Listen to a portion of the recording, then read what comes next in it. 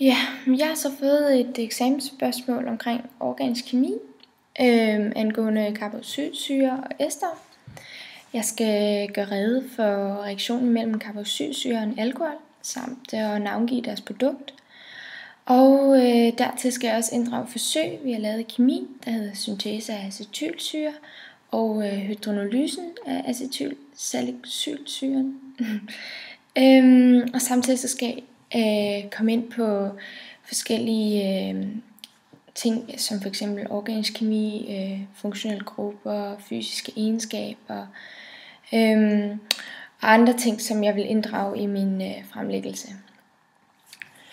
Jeg vil starte med reaktionen mellem en carboxylsyre og en alkohol.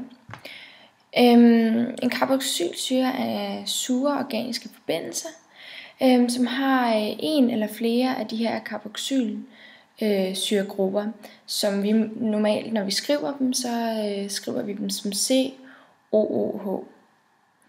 En carboxylsyre kender vi fra hverdagen, det er også det, vi indgår ind i organisk kemi. Vi kender dem så for eksempel fra citroner, altså i citronsyre, mælkesyre, som vi finder i mælk og andre mejeriprodukter, i vin, som også har mælkesyre i sig. Vi generelt så benytter vi dem meget i vores hverdag.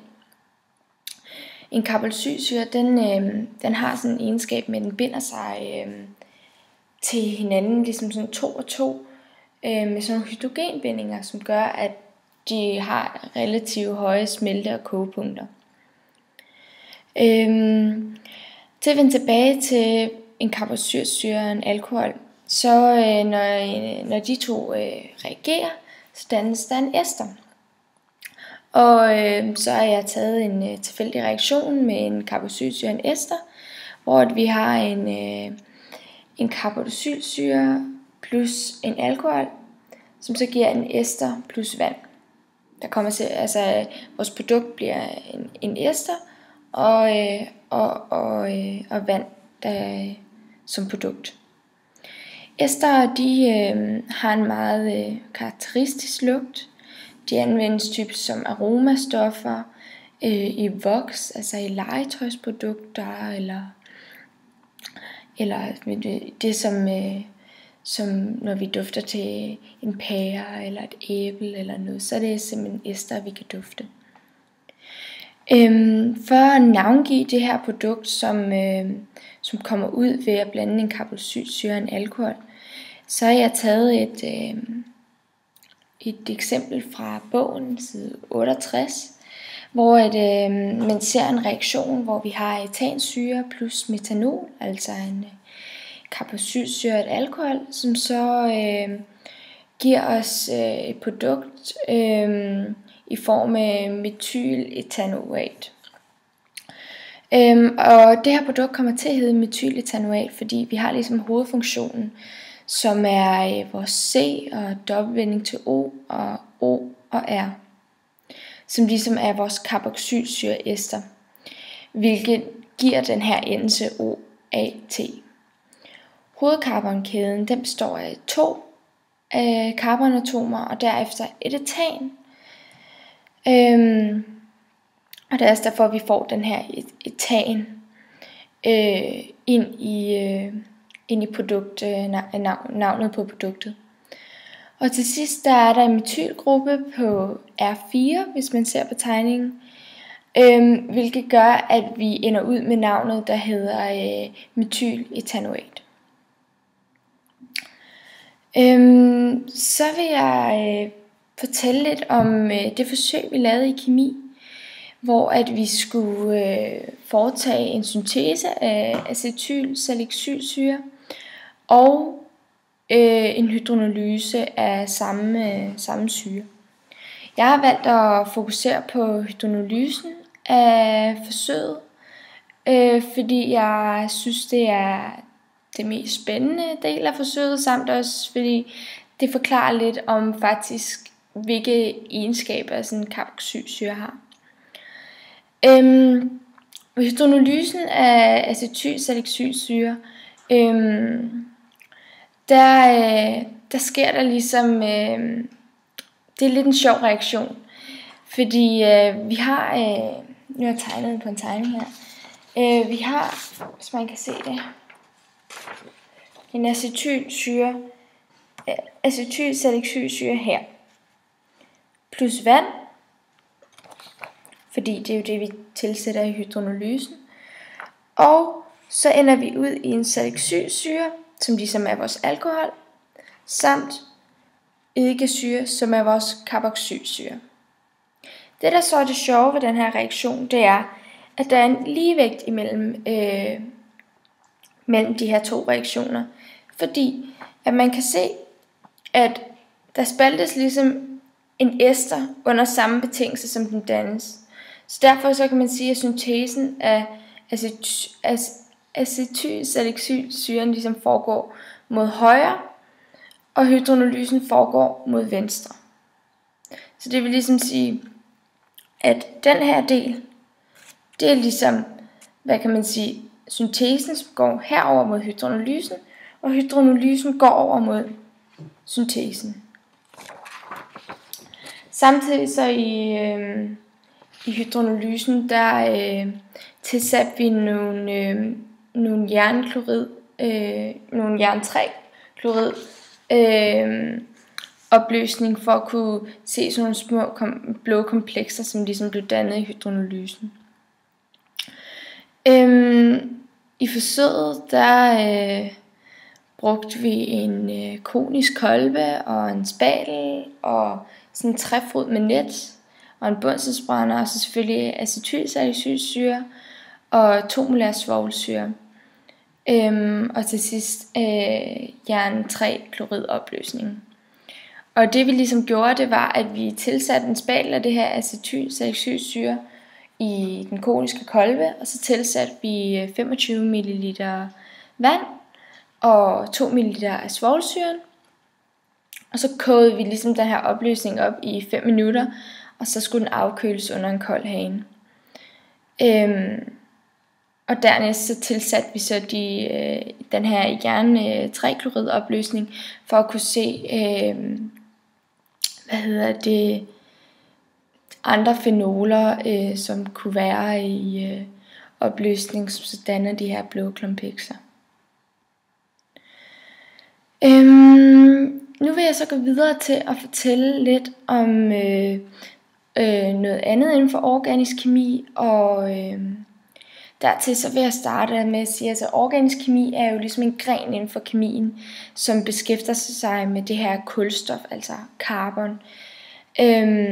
Man har for eksempel alkaner eller alkener, alkyner, vi har alkoholer, ester, og så har vi vores carboxylsyre. Og organisk kemi er jo noget, vi anvender typisk i vores hverdag. Det er noget, vi bruger i maden, eller som er i ting, vi køber. Og så derfor så er det en meget vigtig gren inden for kemi, fordi det ligesom er noget, vi beskæftiger os med i hverdagen. Funktionelle grupper inden for kemi, altså en funktionel gruppe, det er en gruppe på et molekyle, som bestemmer ligesom dens egenskab. Man kan jo sige, at for eksempel et alkohol har en bestemt egenskab i form af, at den kan binde sig rigtig nemt til vand og fedt, hvilket jo gør, at den for eksempel i kroppen kan trænge igennem cellemembranerne, som gør, at den ligesom, altså den har både en upolær og en polær ende. Og så har vi jo også vores carboxylsyre, som kan for eksempel danne de her hydrogenbindinger til vand.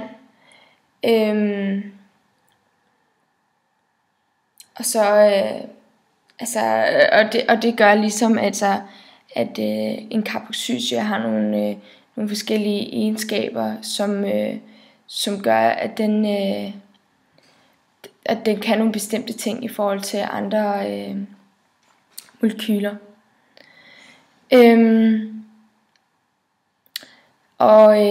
Blandt andet fysiske egenskaber, hvis man skulle nævne noget med carboxylsyre, så kan man jo sige, at den har for eksempel et rigtig højt smeltepunkt, fordi de ligesom kunne binde sig med de kunne binde sig til hinanden 2 og 2 med hydrogenbindingerne. Og man kan sige, at en alkohol har jo den egenskab, at den kan blande sig med vand og fedt, hvilket gør, at den jo kan benyttes mange forskellige steder. Så har man også det, der hedder en katalysator. En katalysator, den øger en reaktionshastighed, uden selv ligesom at blive forbrugt. Det vil sige, at der kan bruges mindre af den her sådan aktiveringsenergi, hvilket gør, at vi kan gøre en reaktion hurtigere, uden selv ligesom at skulle, hvad kan man sige, tilsætte mere af noget, som vil blive brugt. Så man kan ligesom tilsætte en katalysator for at få en reaktion til at forløbe hurtigere, uden selv ligesom at skulle tilføje mere af et produkt eller noget, som man bruger. Og man kan sige, at den her aktiveringsenergi, det er den energi, der ligesom skal til for, at reaktionen sker. Så ved at tilsætte en katalysator, så slipper man ligesom for at skulle tilføre mere af et eller andet, en syre eller en base, som bliver opbrugt. Og derved så sparer man ligesom skulle tilsætte mere. Nu vil jeg forklare lidt om den her titratkurve. Det er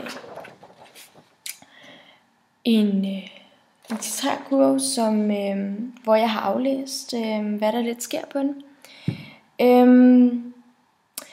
Ud fra hvordan den ser ud, så vil jeg sige, at det er en svag syre. Og så skulle jeg også bestemme syrestyrken på den. Og det har jeg gjort ved at bruge den her formel, der hedder pH er lige med pKs er lige med minus log til ks. Og man kan ligesom se, at den har et halvekvivalenspunkt her og her. Hvor at jeg så pH her er lige med 4,3. Og dertil har jeg så sat mit 4,3 ind i formlen som pH, og sat det lige med, fordi vi ved, at pKs er også lige med minus log til ks, og har så sat 4,3 er lige med log til ks. Vi ved så, at vores ks for den her titrakurve er 5,01 gange 10 i minus 5 molær, og det indsætter jeg i min det har jeg fundet ved at isolere det over i den her formel.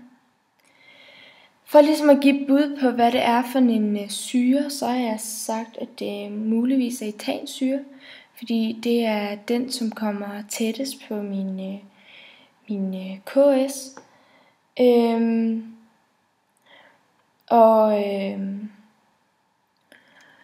Og derfor så vil jeg mene, at det nok er ethansyre, som er blevet blandet med den med natriumhydroxiden. Ja.